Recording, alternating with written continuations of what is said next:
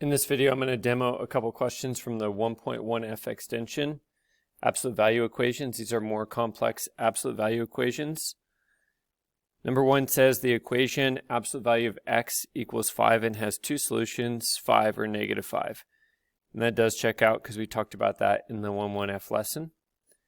Then it states the equation absolute value of the quantity a plus 1 equals 2 also has two solutions.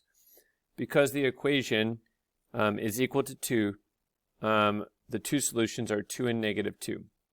So we'll start with a little verify or check. So absolute value, let's make this one for positive 2. Absolute value of plug in 2 for a, 2 plus 1, take the absolute value of that quantity equals 2. Absolute value of 3 equals 2, and 3 equals 2. And this is false. So we already know that this is incorrect, but let's see, just out of curiosity, if negative 2 works. So negative 2 plus 1, take the absolute value of that equals 2. Absolute value of negative 1 equals 2. And 1 equals 2. And that is also false. So far neither of these work, but more than likely there is a solution to this because this is essentially asking which numbers are 2 units away from 0 for this expression. And it would seem that there has to be some numbers. So we're going to follow our process that we used in the last lesson, which is we're going to take this equation and isolate the bars, which is done.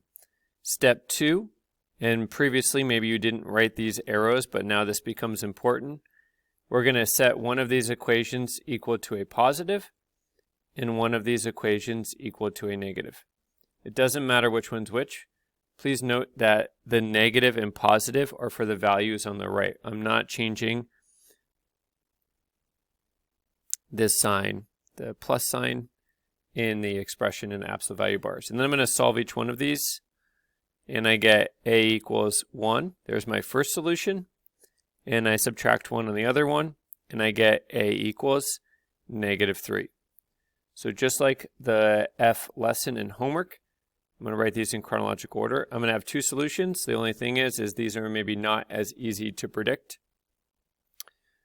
And it says explain why or why not, and I think our work does a good job of explaining that. So I'm not going to handwrite an explanation, but these are the steps. So step 1 is isolate the bars, and step 2 is split. Number 2, we'll try this one, follow the same process. Feel free to pause or rewind this video if you want to see that again.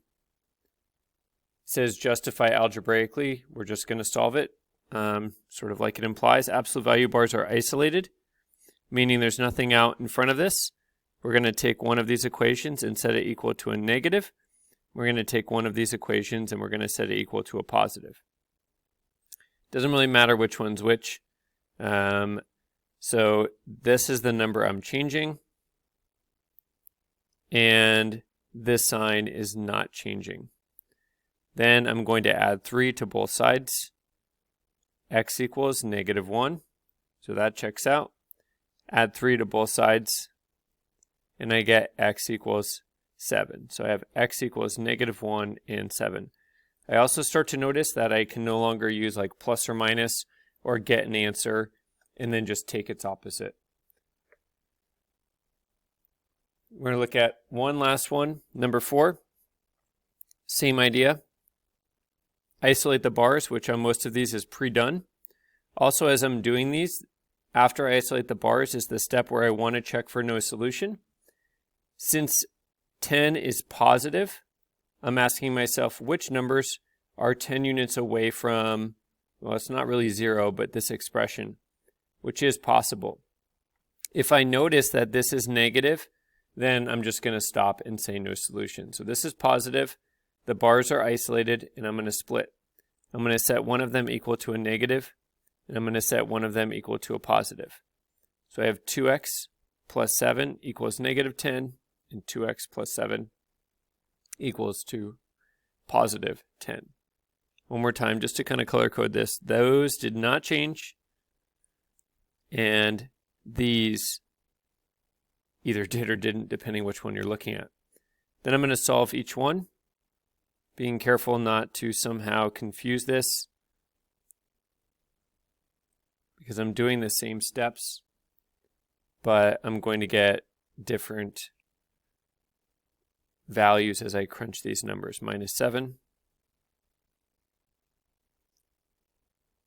divide by 2. And we can leave them like this, or ideally we're writing these in chronological order. I can also do verifies for these if I want to. I need to verify both, and I need to verify them in the original equation. So you're going to finish these other problems. Again, the steps are isolate the bars, which on a lot of these is done. Then I'm about to split. Before I split, I'll want to double check that the number to the right is positive, otherwise it's no solution. So on number 3 it is. I'm going to solve each equation separately, and I'm going to get 2 answers, which unlike the F lesson will probably not be opposites.